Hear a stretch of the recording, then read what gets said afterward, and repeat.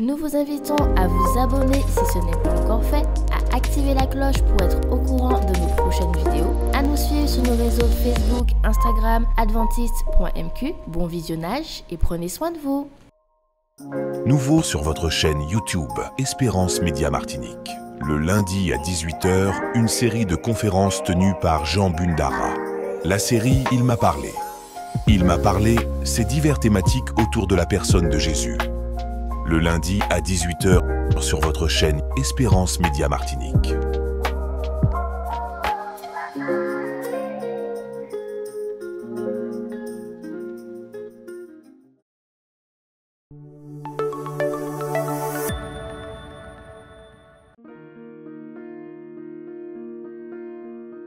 Vous avez besoin d'aide. Vous souhaitez vous entretenir avec un pasteur, un psychologue, un conseiller en relation d'aide. La cellule d'écoute de la Fédération des Églises adventistes du 7e jour de la Martinique est à votre disposition, 7 jours sur 7, de 8 h à minuit, au 0805 288 394. Cet appel est gratuit.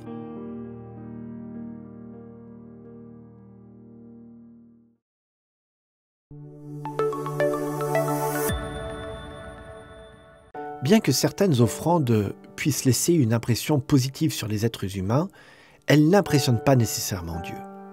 Mais il y eut une fois une offrande qui impressionna tellement Jésus qu'il appela ses disciples pour la regarder.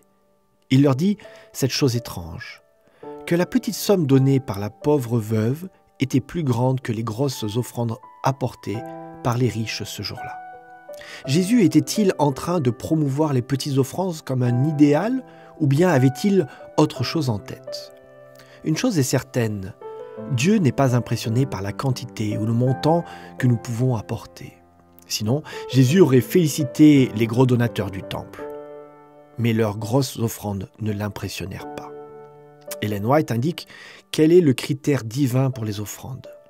L'offrande n'est pas estimée selon sa valeur vénale, mais selon l'intention et les moyens de celui qui donne.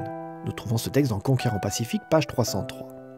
Avez-vous remarqué la notion de proportion? Dans Deutéronome 16, verset 17, nous lisons aussi « Chacun donnera ce qu'il pourra en fonction des bénédictions que l'Éternel ton Dieu t'aura accordées. » La pauvre veuve fut félicitée parce que la notion de proportion est l'un des critères importants de Dieu pour estimer la valeur d'une offrande. Elle avait donné la plus forte proportion, 100%. Comme l'a dit George Muller, Dieu juge ce que nous donnons par ce que nous gardons pour nous. Non seulement elle n'avait rien gardé pour elle, mais elle avait décidé de vivre par la foi, confiante que Dieu, dans sa bonté et sa puissance, pourvoirait à ses besoins. Et maintenant, comment allons-nous décider combien nous allons donner en offrande? La proportion réservée à la dîme ne peut être changée, mais nous pouvons demander au Saint-Esprit de nous aider à déterminer le pourcentage de nos revenus que nous apporterons à Dieu en offrande. Ce pourcentage peut être augmenté et révélera la profondeur de notre affection, de notre confiance et de notre gratitude envers lui. Jésus n'est toujours pas impressionné par le montant de nos offrandes, petit ou grand, mais il apprécie encore l'esprit de sacrifice qui peut être exprimé par les pauvres comme par les riches, selon la proportion offerte. En apportant nos dîmes et nos offrandes, mettons nos désirs à la dernière place et Dieu à la première.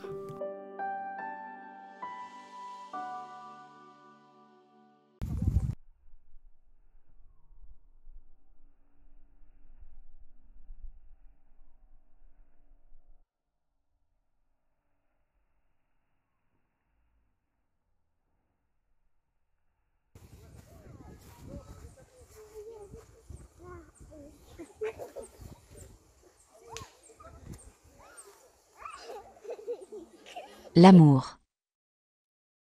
Ceci est un message du ministère de l'Enfance et de l'Adolescence de l'Église adventiste de la Martinique.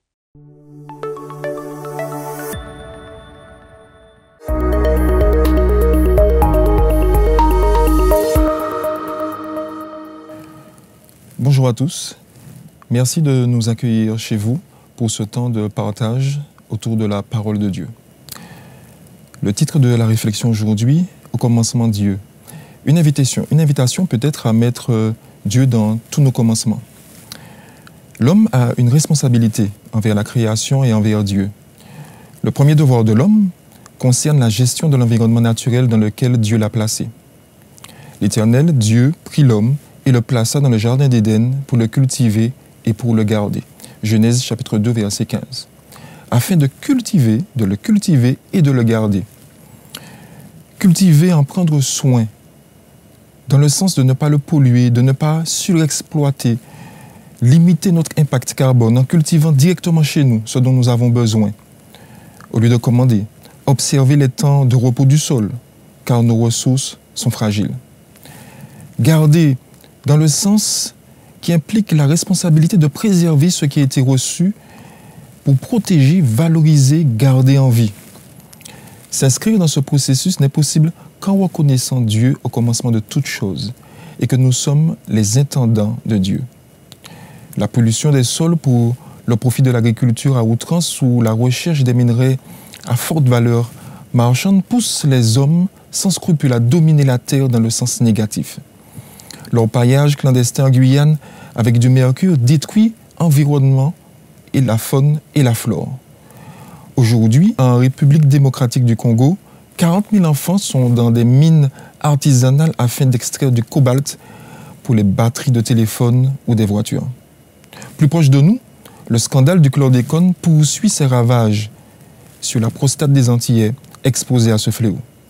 Parce que l'homme souhaite dominer la nature dans le sens qu'il veut du terme.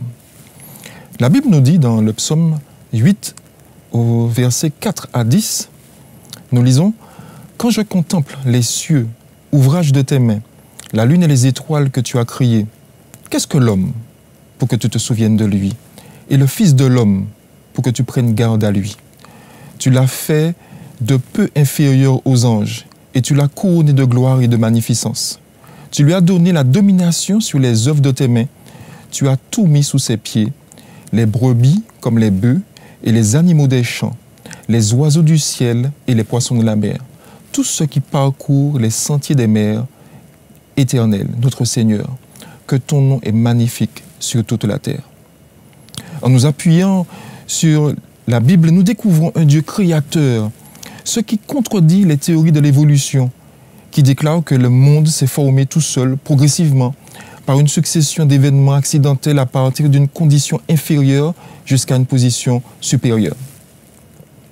Le texte biblique nous demande et nous pose cette question: qu'est-ce que l'homme pour que tu te souviennes de lui, et le Fils de l'homme pour que tu prennes garde à lui? L'homme est une créature et n'est que poussière. Cependant, il est une créature vivante. Il vit par Dieu, par son souffle vivifiant. L'homme devient une âme vivante, une personne, une individualité. Le psaume 8, toujours au verset 7, cette fois-ci, nous dit « Tu lui as donné la domination sur les œuvres de tes mains, tu as tout mis sous ses pieds. » Genèse chapitre 1, verset 28, l'un des textes fondateurs par rapport à la domination que Dieu nous donne d'avoir sur la nature, nous dit « Soyez féconds, multipliez, remplissez la terre et l'assujettissez, dominez sur les poissons de la mer, sur les oiseaux du ciel et sur tout animal qui se meut sur la terre. » L'homme est donc le représentant de Dieu sur la terre. À ce titre, l'homme dispose d'un grand pouvoir, mais aussi d'une grande responsabilité, celle de donner, de dominer le monde. Mais dans le sens de diriger, d'organiser, de maîtriser les secrets de l'atome ou de domestiquer l'énergie de l'univers, non pas en détruisant, mais en construisant. La Bible nous révèle des temps de repos pour la nature, de même qu'un temps de repos hebdomadaire pour tous les êtres humains. Nous pouvons lire ce texte qui suit dans Exode chapitre 23, versets 10 et 11. Il est dit ici, « Pendant 6 années, tu ensemenceras la terre et tu récolteras le produit. Mais la 7e, tu lui donneras du répit et tu la laisseras tranquille. Les pauvres de ton peuple mangeront et les animaux sauvages mangeront ce qui restera. Tu feras de même pour la vigne et pour ton olivier. Pendant 6 jours, tu effectueras ton travail, mais le 7e jour, tu feras sabbat. » Lévitique, chapitre 25, au verset 1 à 7, nous rappelle la même idée. L'Éternel parla à Moïse sur la montagne de Sinaï et dit, « Parle aux enfants d'Israël, et tu leur diras, quand vous serez entrés dans le pays que je vous donne, la terre se reposera, ce sera un sabbat en l'honneur de l'Éternel. Pendant 6 années, tu ensemenceras ton champ. Pendant 6 années, tu tailleras ta vigne et tu recueilleras le produit. Mais la 7e année sera un sabbat, un temps de repos pour la terre, un sabbat en l'honneur de l'Éternel. Tu n'ensemenceras point ton champ et tu ne tailleras point ta vigne. Tu ne moissonneras point ce qui proviendra des grains tombés de la moisson et tu ne vendangeras point les raisins de ta vigne non taillés. Ce sera une année de repos pour la terre. Ce que produira la terre pendant son sabbat vous servira de nourriture à toi, à ton serviteur, à ta servante, à ton mercenaire, à l'étranger qui demeure avec toi, à ton bétail et aux animaux qui sont dans ton pays. Tout son produit servira de nourriture. Si la transition énergétique est indispensable afin de protéger la planète, ainsi qu'une réforme sanitaire équilibrée, il faut d'abord mettre Dieu dans tous nos commencements, afin de ne pas dominer la terre avec notre définition du terme, mais en accord avec la volonté de Dieu. Car il ne suffit pas de passer à l'électrique pour que tout roule. Les tronçonneuses à batterie existent déjà. Il suffit de rajouter l'invention de bulldozers et de pelles mécaniques à batterie et on peut raser des forêts entières sans polluer. Des porte-avions électriques ou des chars électriques, des chars de guerre électriques qui ne polluent pas mais qui tuent. Je pense que vous percevez comme moi l'ironie de la chose. Il faut donc agir sur la mentalité, sur la philosophie anthropocentrique qui fait de l'homme le centre du monde et qui pense que dominer la terre signifie l'assujettir à tous ses besoins. L'un des rôles de l'homme sur la terre est d'en être l'intendant de Dieu. Et il n'aura échappé à personne que l'homme a abusé de son pouvoir. Et les effets collatéraux sont bien présents. Une puissance destructrice multipliée pour les ouragans et les tempêtes. Pourtant, une voix s'offre à nous. Créés à l'image de Dieu, nous sommes en effet son reflet, donc en capacité de faire vivre sa volonté à travers chacun de nous. Nous avons la possibilité de prouver notre amour, notre loyauté pour Dieu en cultivant et en gardant le capital environnemental qu'il nous a donné. Dans Genèse, chapitre 2, au verset 23, il est confié à Adam le soin de donner un nom à sa femme, qu'il appelle Ava en hébreu. Ce mot a la même racine que le mot hébreu Aya, qui signifie vivre. Le mot hébreu pour Ève, Ava, peut être traduit par donneuse de vie. Le nom Ève exprime le fait qu'elle est l'ancêtre de tous les êtres humains. Dans Acte 17, au verset 24 à 26, Paul dira que nous sommes issus d'un même sang. Le Dieu qui a fait le monde et tout ce qui s'y trouve, étant le Seigneur du ciel et de la terre, n'habite point dans des temples faits de mains d'hommes. Il n'est point servi par des mains humaines, comme s'il avait besoin de quoi que ce soit. Lui qui donne à tous la vie, la respiration et toutes choses. Il a fait que tous les hommes, sortis d'un seul sang, habitassent sur toute la surface de la terre. Mais le besoin de dominer a poussé l'homme à dominer l'homme, qui selon la parole de Dieu est son frère. Dominer l'homme, dominer d'autres nations, dominer le monde. Notre éducation est capitale. Et l'éducation chrétienne est un engagement à éduquer les familles et les membres en matière de doctrine, d'adoration, d'instruction, de communion, d'évangélisation et de service. Le foyer est l'endroit où l'on exerce un ministère auprès des membres de la famille sur l'amour et les promesses de Dieu. Le 16 novembre 1945, à la suite de la Deuxième Guerre mondiale, l'UNESCO adopte son acte constitutif qui stipule que les guerres prennent naissance dans l'esprit des hommes. C'est dans l'esprit des hommes que doivent être élevées les défenses de la paix. En d'autres termes, il nous faut agir sur l'esprit des hommes. Deutéronome, chapitre 6, au verset 5 et suivant, nous rappelle que Dieu, dès le message donné par Moïse, qu'il nous faut justement donner ce message et le rendre accessible à nos enfants. Tu aimeras l'Éternel ton Dieu de tout ton cœur, de toute ton âme et de toute ta force. Et ces commandements que je te donne aujourd'hui seront dans ton cœur. Tu les inculqueras à tes enfants et tu en parleras quand tu seras dans ta maison, quand tu iras en voyage, quand tu te coucheras et quand tu te lèveras. Tu les liras comme un signe sur tes mains et ils seront comme des frontaux entre tes yeux. Tu les écriras sur les poteaux de ta maison sur tes portes. C'est là, dans le foyer, que Jésus est présenté aux enfants comme le Seigneur, le Sauveur et leur ami. Et que la Bible est confirmée comme la parole de Dieu. La famille est l'endroit où nous pouvons donner l'exemple d'une relation saine avec notre Père Céleste afin de refléter son image ici-bas. Le dernier texte que je voudrais partager avec vous se trouve dans Genèse chapitre 8 au verset 22, où la Bible nous rappelle et nous dit « Tant que la terre subsistera, les semailles et la moisson, le froid et la chaleur, l'été et l'hiver, le jour et la nuit ne cesseront point. » Chers amis, je vous invite à mettre Dieu dans tous vos commencements. Prions ensemble. Notre Dieu, notre Père, nous voulons te remercier, Seigneur, pour ta parole que tu nous donnes. Alors, Seigneur, que tu nous as placés comme intendants sur cette planète. Donne-nous, Seigneur, de pouvoir en prendre soin, de la cultiver et de la garder selon ta parole, au nom de Jésus. Amen.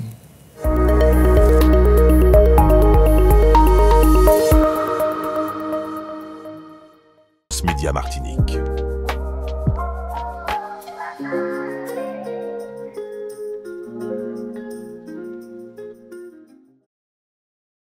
Faites l'expérience Espérance Média.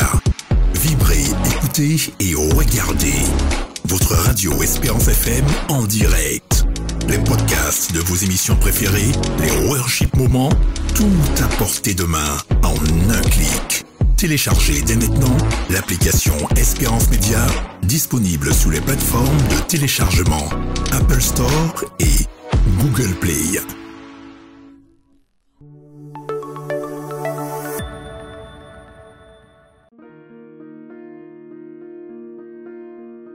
Vous avez besoin d'aide. Vous souhaitez vous entretenir avec un pasteur, un psychologue, un conseiller en relation d'aide. La cellule d'écoute de la Fédération des Églises adventistes du 7e jour de la Martinique est à votre disposition, 7 jours sur 7, de 8h à minuit, au 0805 288 394. Cet appel est gratuit.